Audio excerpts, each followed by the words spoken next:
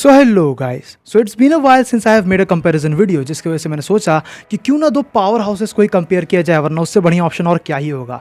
जहाँ देखा जाए तो डीसी कॉमिक्स का डूम्सडे एक काफ़ी ज़्यादा पॉपुलर कैरेक्टर है who is mostly known for killing Superman, और उस वजह से अगर देखा जाए तो वो कैरेक्टर काफ़ी ज़्यादा पावरफुल निकल के आता है। वही on the other hand king Hyperion, हमें हाइपीरियन का एक ऐसा वर्जन देखने को मिला है जो कम्प्लीटली ईविल है, एक काफ़ी ज़्यादा ट्विस्टेड कैरेक्टर है और उसने काफ़ी सारी इंसेन चीज़ें करके दिखाई हैं। और आज की इस वीडियो में अपन इन दो कैरेक्टर्स को आपस में कंपेयर करने वाले हैं। सुपर विलन्स बैटललाइन के आज के इस एपिसोड में अपन कंपेयर करेंगे डीसी कॉमिक्स के डूम्सडे को मार्वल कॉमिक्स के किंग हाइपीरियन के अगेंस्ट, और जानेंगे कि अगर इन दो कैरेक्टर्स में फाइट होती है तो किसके जीतने के चांसेस ज्यादा हैं। सो ये वीडियो सच में काफी ज्यादा इंटरेस्टिंग होने वाली है। So without wasting any more time, चलिए शुरू कर लेते हैं आज के अमेजिंग वीडियो को। तो शुरुआत करते हैं डीसी कॉमिक्स के डूम्सडे के साथ। The nameless being who is later known as doomsday was created in the distance past on Krypton, जहां बेसिकली उसे क्रिएट ही किया गया था एक ऐसे बीइंग के तौर पे, एक ऐसे अल्टीमेट लाइफ फॉर्म के तौर पे जो कॉन्स्टेंटली इवॉल्व होता रहे, adapting over what ever kills him, जिसके वजह से ही डूम्सडे ऑलवेज कम बैक्स। और जब भी वो मरता था तो उसके बाद जिस चीज़ से पर्टिकुलरली उसकी डेथ हुई, उसी के रेजिस्टेंस के साथ वो दोबारा रिक्रिएट हो जाता था।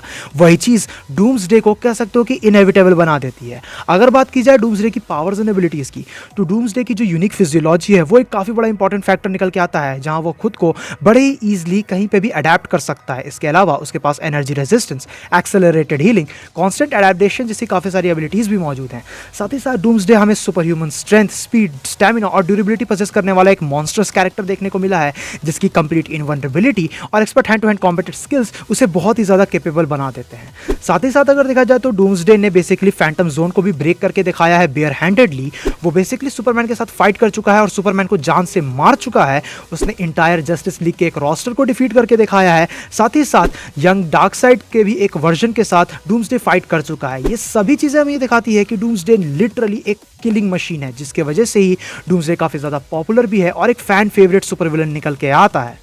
नाउ अब आते हैं मार्वल कॉमिक्स के किंग हाइपीरियन के ऊपर, जहां किंग हाइपीरियन बेसिकली हाइपीरियन का एक अल्टरनेट वर्जन निकल के आता है, जो एक डिफरेंट रियलिटी का पार्ट है, जो हमें कंप्लीटली ईविल, करप्टेड, ट्विस्टेड और मेंटली अनस्टेबल देखने को मिला था। जहां बेसिकली होता यह है कि किंग हाइपीरियन अर्थ को कॉन्कर करने की कोशिश करता है एंड इवेंचुअली उस चीज़ में वो सक्सेसफुल भी होते हुए नजर आता है, जिसके बाद वो बन जाता है द एम्परर ऑफ अर्थ, जिसके बाद वो खुद को किंग हाइपीरियन का टाइटल देता है, who also remain as the only survivor of his planet. जिसके बाद आगे चल के वो डिफरेंट रियलिटीज़ में ट्रैवल करता है और उन्हें भी कॉन्कर करने की कोशिश करता है। अब बेसिकली अगर बात की जाए किंग हाइपीरियन की एबिलिटीज़ की, पावर्स की, तो क्योंकि वो एक इटर्नल है तो उसके पास इटर्नल फिजियोलॉजी निकल के आती है, जहां किंग हाइपीरियन काइंड ऑफ अपने यूनिवर्स का सबसे पावरफुल इटर्नल निकल के आता है। उसके पास सुपर ह्यूमन लेवल की स्ट्रेंथ, स्पीड, स्टैमिना और रिफ्लेक्सेस भी मौजूद हैं। इसके अलावा वो हमें कह सकते हो कि नियरली इनवनरेबल देखने को मिला है। इन सब के साथ साथ कॉस्मिक एनर्जी मैनिपुलेशन और ऐसे ही काफ़ी सारी डिफरेंट एबिलिटीज़ भी किंग हाइपीरियन के पास मौजूद है। और उसका एटॉमिक विजन उसका एक मेजर वेपन निकल के आता है, जिसके मदद से उसने काफ़ी सारे कैरेक्टर्स की जान ली है। इसके अलावा उसका काफ़ी ज़्यादा पावरफुल किस्म का रीजनरेटिव हीलिंग फैक्टर भी उससे हेल्प करता है उसके बैटल में। ऐसी ही काफ़ी सारी एबिलिटीज़ किंग हाइपीरियन के पास मौजूद है। देखा जाए तो बेसिकली किंग हाइपीरियन ने अपने प्लेनेट के हर एक सिंगल सुपर हीरो को डिफीट करके दिखाया है। वो बेसिकली दो डिफरेंट यूनिवर्स के डिफरेंट हाइपीरियन के वर्जन्स के साथ भी फाइट कर चुका है, who eventually basically later defeat him, जिसके बाद मैन थिंग ने जो है किंग हाइपीरियन को जान से मार दिया था, बट फिर भी इट वॉज इंप्रेसिव। इसके अलावा किंग हाइपीरियन अपने यूनिवर्स के थॉर और फैंटास्टिक फोर को जान से मार चुका है। साथ ही साथ ही has claim to have killed Sentry, Galactus and a bunch of blue marvel of different realities, जो सभी चीजें किंग हाइपीरियन को लेजिट टेरिफाइंग दिखाती हैं, जिसकी वजह से ये काफी बढ़िया कंटेंटर निकल के आएगा हमारे डूम्सडे के लिए।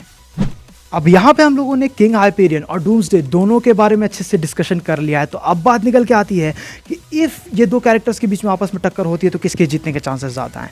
Now this is going to be really amazing. Basically अगर देखा जाए तो क्योंकि डूम्सडे एक किलिंग मशीन है, तो उसके सामने किसी भी कैरेक्टर का टिक पाना इतना ज़्यादा आसान निकल के नहीं आता है।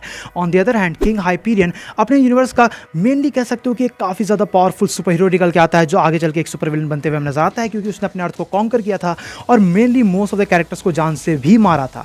अब यहाँ पे चीज़ ये निकल के आती है कि इन दोनों ही कैरेक्टर्स को एक दूसरे को डिफीट करने की कैपेबिलिटी बहुत ज़्यादा है और दोनों ही के चांसेस काफ़ी ज़्यादा सिमिलर निकल के आते हैं।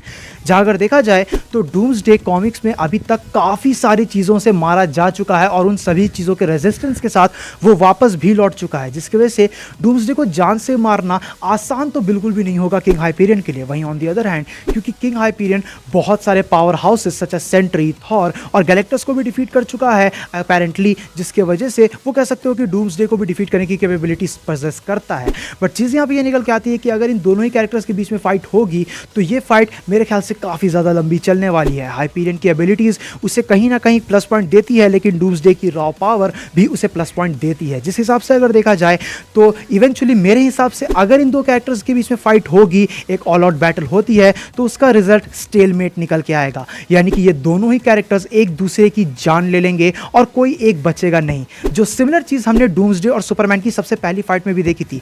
बट चीज़ यहाँ पे ये निकल के आता है कि उससे लेके अब तक डूम्सडे काफ़ी सारी चीज़ों से खुद को अडेप्ट कर चुका है, जिसकी वजह से हाइपीरियन उसे आसानी से तो नहीं मार सकता। जिसके साथ साथ हाइपीरियन का ये वर्जन किंग हाइपीरियन डूम्सडे के लिए आसानी से मारने वाला कैरेक्टर निकल के आता भी नहीं है, जिसकी वजह से एक काफ़ी लंबी चौड़ी टफ बैटल के बाद ये दोनों ही कैरेक्टर्स मेरे ख्याल से एक दूसरे का जान लेके इनकी बैटल को एंड करेंगे। बट ये तो मेरा ओपिनियन निकल के आता है। तुम्हें क्या लगता है, अगर किंग हाइपीरियन और डूम्सडे में बैटल होती है तो किसके जीतने के चांसेस ज़्यादा हैं? मेरे हिसाब से तो सुपर विलन्स बैटललाइन के आज के इस एपिसोड में का जो रिजल्ट है वो स्टेलमेट निकल के आता है।